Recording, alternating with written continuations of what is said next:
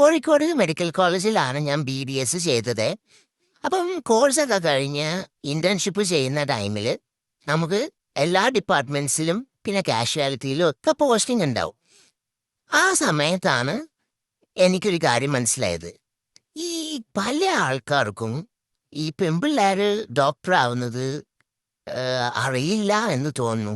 എന്നുവെച്ചാൽ ട്രീറ്റ്മെന്റ് ഒക്കെ കഴിഞ്ഞപ്പോൾ ഒരു ഫീലിങ്ങോ ഇല്ലെങ്കിൽ എന്താണ് ഒരു എക്സ്ട്രാക്ഷനൊക്കെ കഴിഞ്ഞിട്ട് പോകുന്ന പല പേഷ്യൻസും എന്നോട് പറയും, ഓക്കെ സിസ്റ്ററെ, നേഴ്സേ, അന്ന് പോട്ടെ, നീ കുഴപ്പമൊന്നും തോന്നില്ല, ഓക്കെ അവർക്ക് അറിയില്ലായിരിക്കും ഞാൻ ഡോക്ടറാണെന്നുള്ളത്.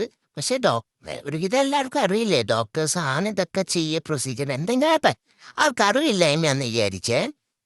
പിന്നെ നോക്കുമ്പോഴാണ് എൻ്റെ അതേ ബാച്ച്മേറ്റ് ഒരു മെയിൽ ഡോക്ടറെ അവര് സാറേ ഡോക്ടറെ എന്താ ബഹുമാനം, ഭയങ്കര റെസ്പെക്ടോടെ ഇങ്ങനെ പറയുന്നു.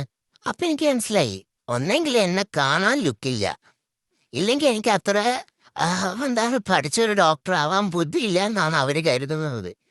പിന്നെ എനിക്കെന്താ വേറെ റീസൺ അറിയില്ലടാ.